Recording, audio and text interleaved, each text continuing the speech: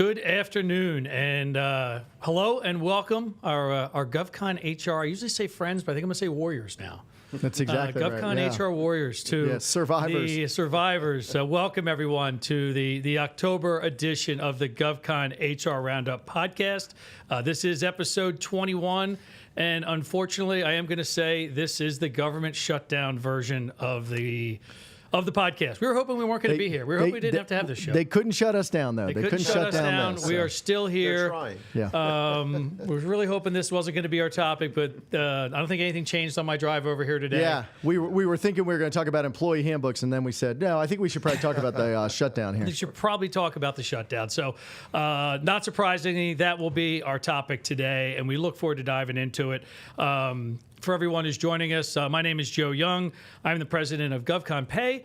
We are the only outsourced payroll and HR provider focused exclusively on serving the government contracting marketplace.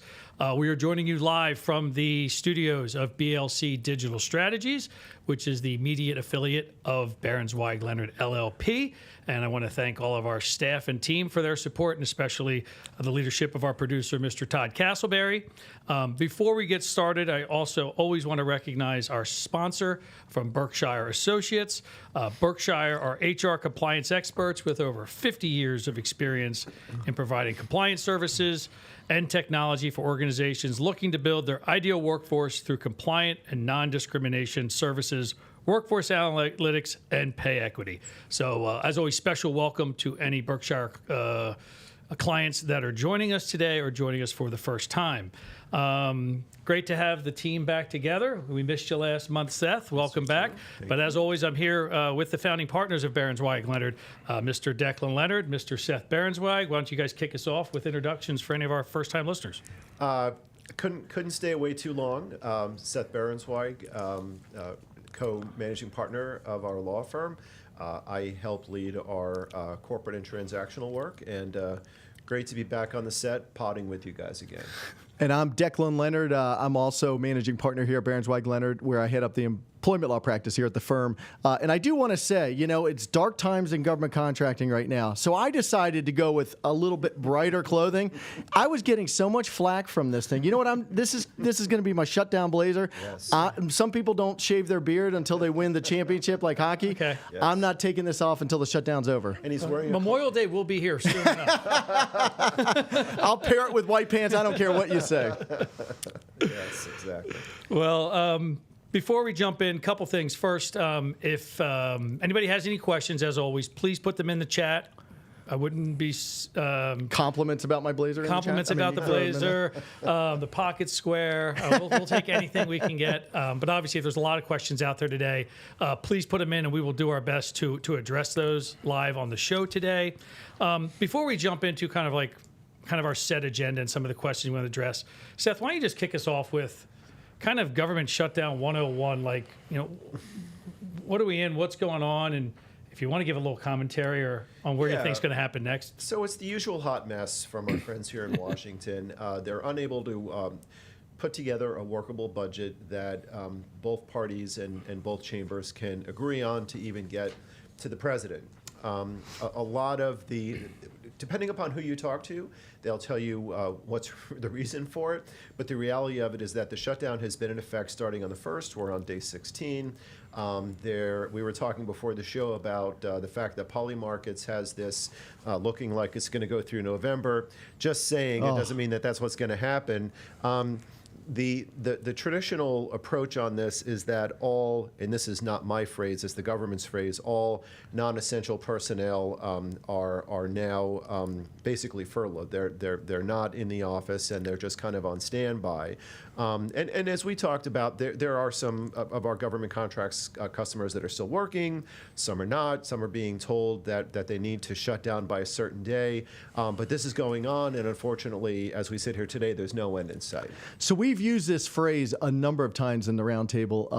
Government contractors are guinea pigs. We've talked about it in the context of, DEI and all of the flow downs immediately hit government contractors. I think we need to amend our metaphor a little bit and call them the punching bags, because, really that's what's happening. This year has been a very tough one, no doubt about it. Starting off with Doge cuts, now we're in the shutdown, which, if it goes an additional month, for HR leaders out there, that's going to have a big impact on benefits. We all know that, we'll talk about this a little bit later on, but insurance usually goes month to month. And, right now it started on we're already in month one of it. And so who's paying these medical premiums, things of that nature. Yeah. So it's a quagmire. There's no doubt. And it's a lot for people to try to unravel and run a business. And I know we need to move on to it because we have a lot of elements of this to discuss, but unfortunately there seems to be almost kind of a perverse incentive as to the continued infighting.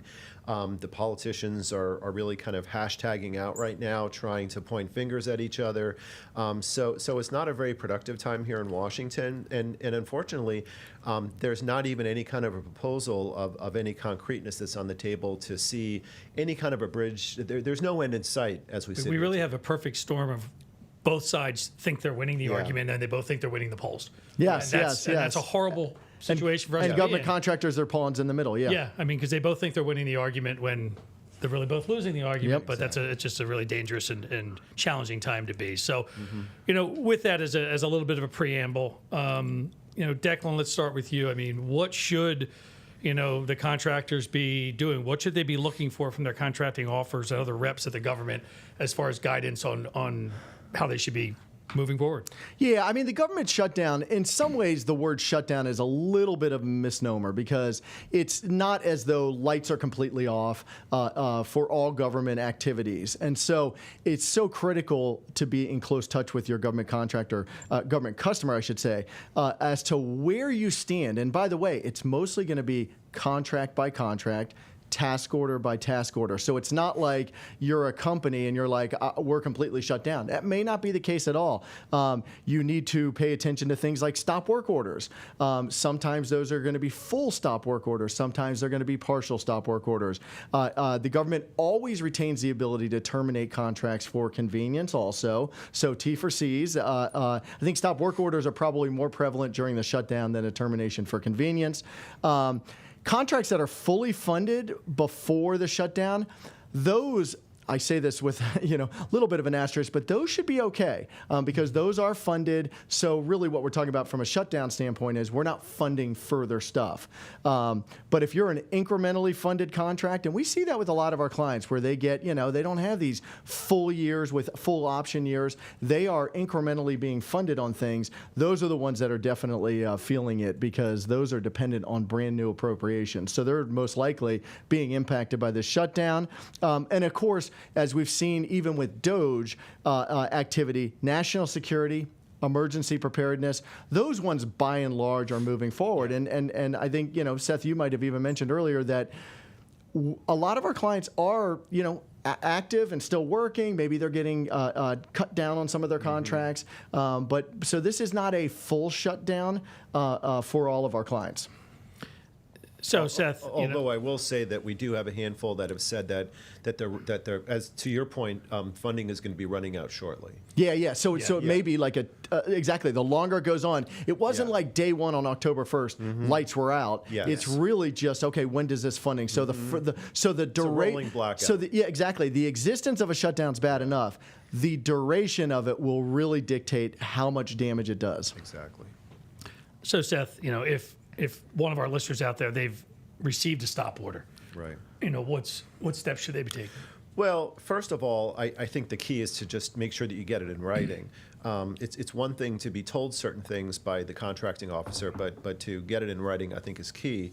And then, as Declan mentioned a moment ago, exactly what the stop work order says is also very essential.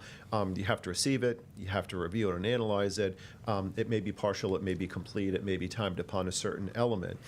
Once you receive your stop work order, you have to notify your subs, you have to notify your staff. It's all about communication. Communication is key. Nobody wants to be left in the dark. and that's something that's really important. Any work done after the termination point of the stop work order is essentially going to be done at risk. So those are the things that you have to keep in mind. And unfortunately, there's really a lot of stress and ambiguity out there right now because some people don't exactly know where they're sitting week to week. In theory, you would think that there would be a clear delineation between, essential personnel, and again, not our term, that's the government's term. But the key is to get it in writing and then understand your path moving forward.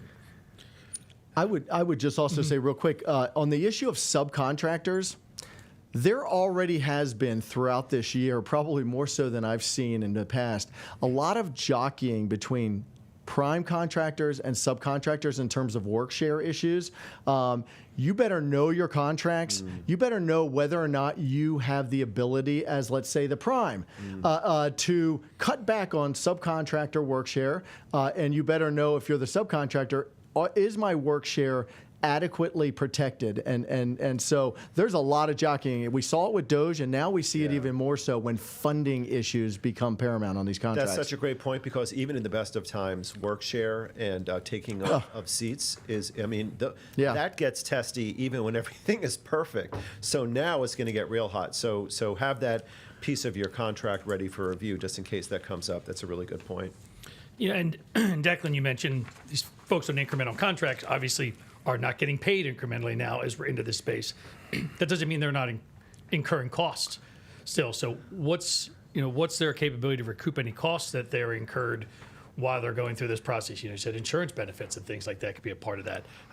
What's that look like? Yeah, so that's an important thing, and it's very detailed. Obviously, it's not conducive to the short format that we have here. Yeah. We're very fortunate here at Barons White Leonard to have, I head up our employment law practice. Seth does a ton of employment law in addition to transactional, but we've got a great government contracts legal team here led by Stephanie Wilson, and that's what they've been busy doing, advising clients on winding down and starting back up costs. Now, again, starting back up costs are TBD at this point, but they've been advising companies on the very specific parameters because, yes, you can recoup costs.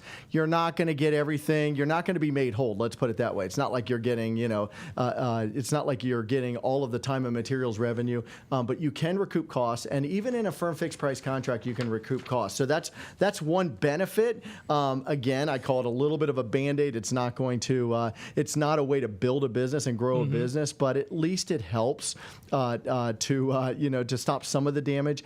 Very tight timelines there. I'm not going to get too deep into them, but 30 days generally is what you're looking at when you're trying to do one of these cost capturing. And documentation, as we say how many different times here on the Roundups, documentation in this instance is really, really critical because these are going to be contract by contract. You're going to have mitigation requirements where you do the best you can to reassign employees. You can't just have people just sitting around saying, "Oh, we'll just get this money back some way when all the dust settles." So that's all very important. So, from your perspective, would it be advisable to our listeners out there? Should they be assigning single points of contact for managing these contracts and some of these costs and things that they need to be tracking during this time? Oh, I think so, more than ever. To have one point of contact between you and the government customer. It's going to be hard enough to even get to the government customer, as we'll talk about in a little bit. But yes, one particular person who is tracking all of this stuff, because as I said before, if you're recouping costs, you're not recouping it on a company-wide basis. You're recouping it on a contract by contract, task order by task order basis. So you've got to have great employment records, great accounting records. This is where HR has to be collaborating with all of the leaders throughout a company, and it can't just be in a silo. Yeah, so I do think that that's a critical thing to have one particular person. More work for our warriors out there. Yes, exactly.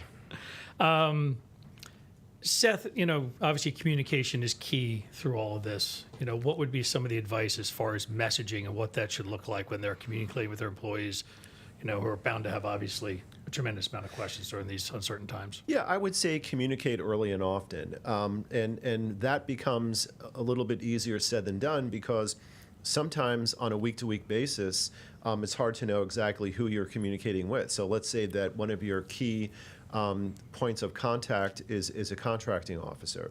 Well, there was a ruling just a day or two ago from a federal court in San Francisco where the government came in and tried to get rid of 4,100 employees on the West Coast, and then a judge in San Francisco came in and said, you can't do that.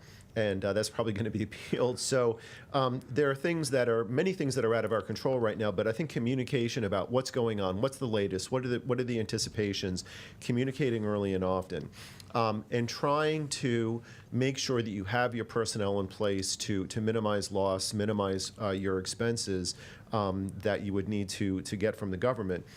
The other thing that I think is really important is to think about this as a ladder in terms of what the options are for how to handle a situation where the work, at least for the foreseeable short term, if not longer, is going to go away.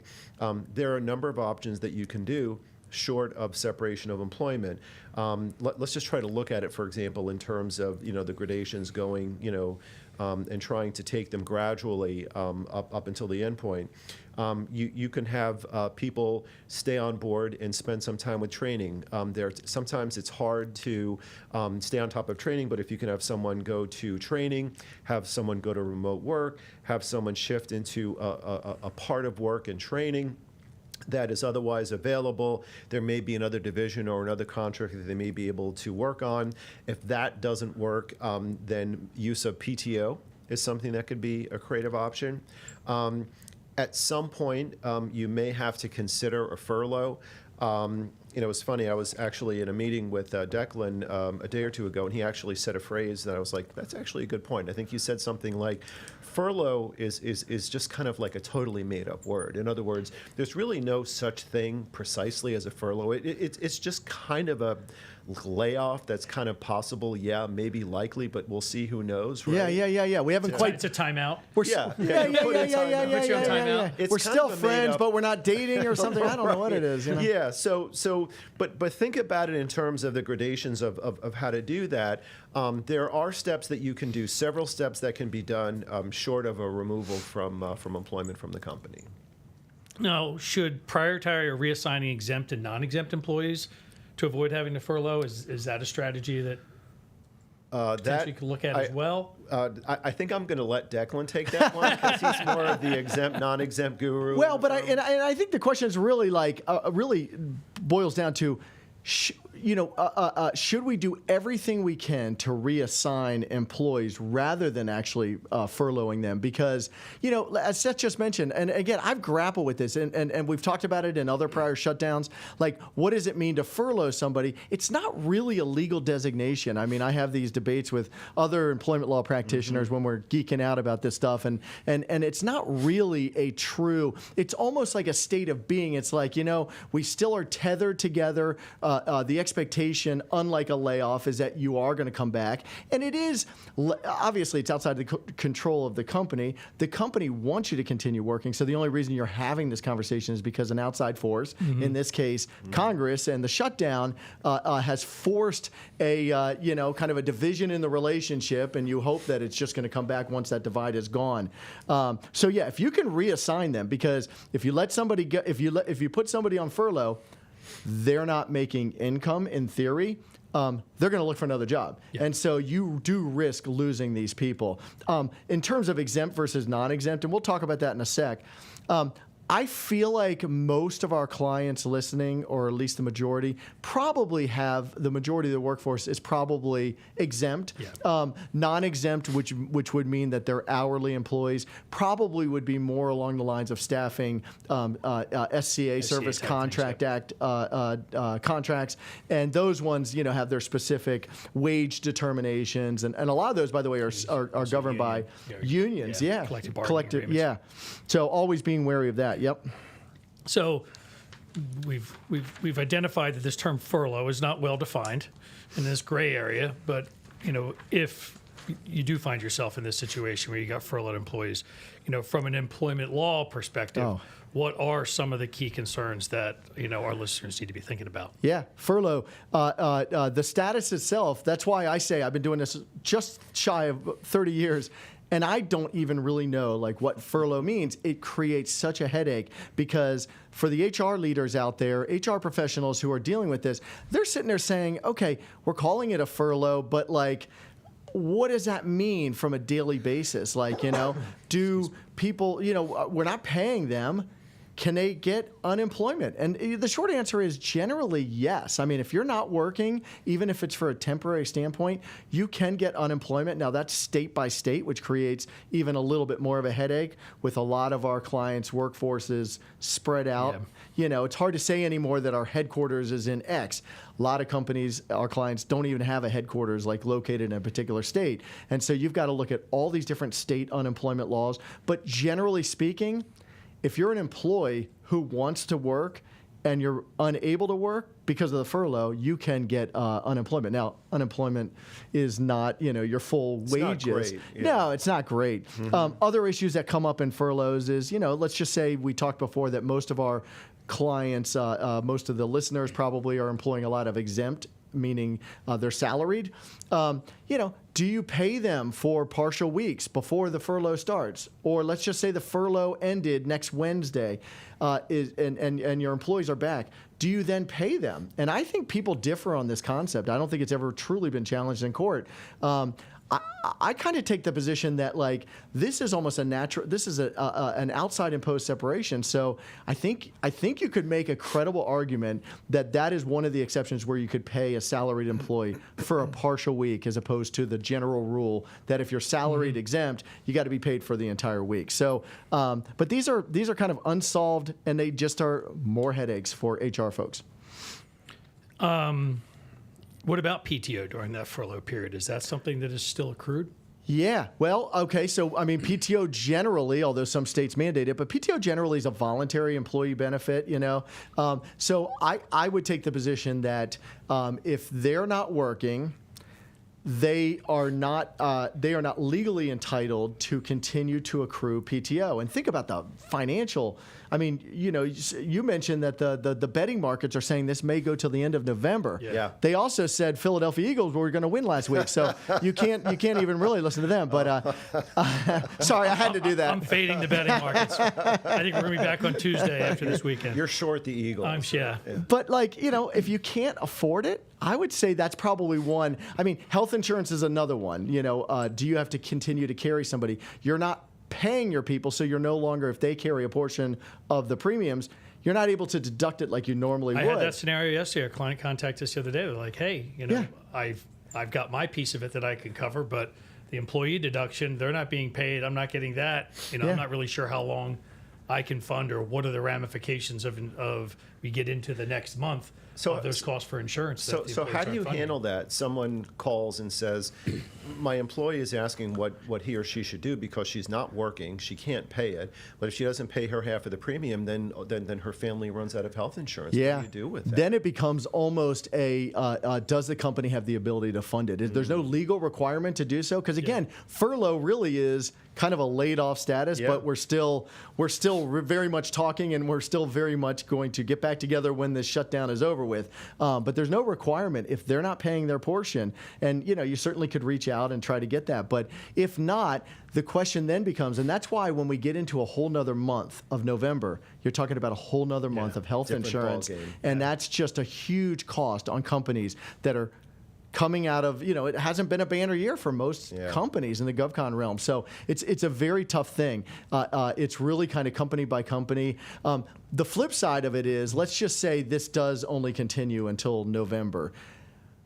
You then have to go through the rigmarole of putting them back on insurance in December. So there's lots of logistics because and hoops. It's a 2-week leapfrog, right? Every 2 weeks, depending upon what the administration. In terms of them having to, terms of them having to pay their portion of premiums, yes.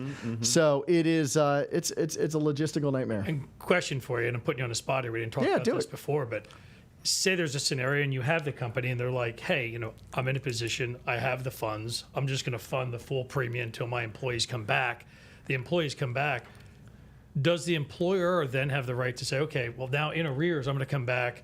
and the deductions you didn't pay for October and November, now I'm going to take those in arrears spread over the next couple of months? Or is it just goodwill? They have to say, hey, they did that on behalf of the employees. I'd be curious. Yeah, deductions. You can do deductions, but you've got to, make sure you jump through the right hoops. You ideally, what you would want to do is prospectively have that arrangement already agreed to. Hey, look, we're going to pay. When this ends, when you come back, you agree that we'll do it, and we'll do it in an economical way. We're not going to take it all in one. We're not going to knock your paycheck way down. But no, absolutely. If you do deductions, though, generally the law requires that you really get a contemporaneous agreement signed by them. You're not the laws are very vigilant against kind of the employer doing what they call self-help remedies. They control the purse strings, and so they can take whatever deductions they want. The law basically says, hey, you better have something signed from that employee that says, I agree that I'm going to take that deduction. So it's almost like two steps. One, we have this agreement ahead of time that you're going to do this when we come back. And two, hey, you agree that I can take this deduction on this next paycheck.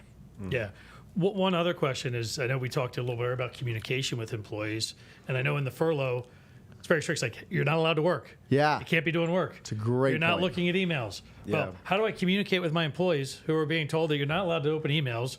It creates a communication issue that you're telling them, I want to keep you abreast of what's going on and what the options are, but you're not allowed to look at the emails, which is the way I communicate to you. You can't be on Slack. You can't be on Teams. It reminds me of an out of office I saw one time. Somebody said, I'm out of office. I'm on vacation with my family. So therefore, it may be 10 to 15 minutes before I get back to you on your next email. How many of us really, we love what we do. People out there that work everyone's got a very much a strong mission sense. I think it's hard to keep them from not looking at emails and stuff. What do you think? I mean, I think that hopefully the HR department has their phone numbers.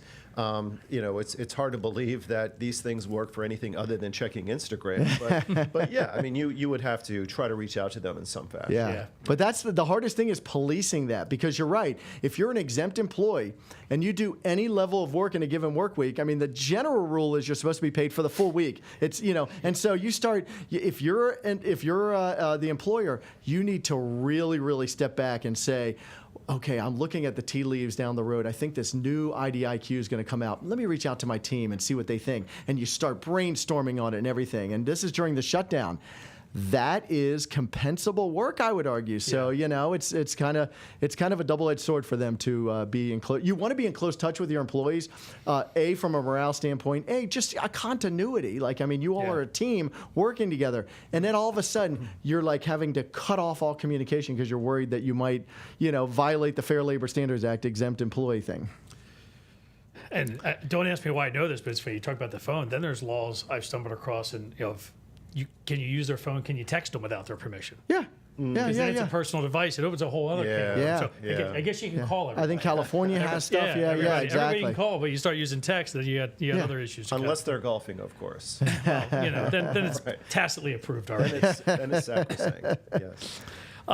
So to wrap it up and bring us home here, Seth, maybe talked a little bit as far as what we were seeing in the case in California, but with regards to speaking of RIFs and what impact that could have on contractors, Yeah, it's a very dynamic environment, and the situation of what's going on with the RIFs, it's like waking up in the morning and not knowing which direction the wind is blowing. OPM recently clarified that RIF-related activities are exempted from furlough shutdowns, and some RIF notices have already been sent out. It's hard to know exactly from a week-to-week basis where we are. I think communication is key, communicating with the employees, having a clear line of communication from the government. And it's frustrating for everybody because not only do you not know the situation politically, but you don't even know what the situation is legally because someone's, they're riffed until they're not. And then you have to it's almost like a light switch that goes on and off. So you really have to just stay on top of it. So Seth, we started this off kind of talking high level, even almost like policy oriented stuff. Maybe we'll end doing the same thing. And I was thinking about this because if you notice during COVID, I think you look at like private equity. I mean, up until now, before COVID, government contractors, they were sometimes seen as, oh, it's small margins and we're chasing the private sector and we're doing all this stuff. COVID comes into play, and a lot of the markets see government contracting is a very stable, very sure, your margins are maybe not sometimes as great. much, but it's a very stable. The work is there. You're guaranteed. You got the government, and then you get and COVID proved that. But then you come into this year and you got DOGE, and now you have the shutdown. So what I have seen with our clients is that they're resilient, and that when you need to pivot, you pivot. And I think that a lot of them will start to balance out some of their government contract work, looking to balance that out with a lot more commercial work too. Yeah, I love that point about the VCs and the PE firms, because what you just said is going to have a direct impact on valuation and liquidity, because the more that they can differentiate and lean a little bit more into the commercial, the more they're going to have better deal flow. So that's a really interesting point. Yeah. Yeah. Well, I think everybody's ready to get to 2026 regardless. Yes. Right. So thank you guys, as always. Thank you to our listeners for joining us. Again, timely topics, tough topics. We did talk before we came on. Our next podcast, our next roundup is scheduled for November 20th. We talked about what some of the betting markets are saying. If we're still on a shutdown on November 20th, this time may be moved to 5 o'clock. It may invite cocktails and not coffee mugs. We may have whiskey on the table. We may have brown water instead of regular water. Right. It may be a little bit of a different show, and maybe we'll have more engagement with the audience. One day our topic is going to be how companies can juggle all the various bids and proposals and new work coming in. We're gonna how you can hire enough people to deal with all the new work that you're getting, because I feel like it's always the opposite here. We hope to have a very positive topic to talk about, celebrating some positive thoughts here in November. But until then, keep up the good fight. Best wishes to everybody. Hopefully we'll get some more clarity on some of the things we're dealing with right now. But all the best, and best from our team here. We'll see you next month. Take care.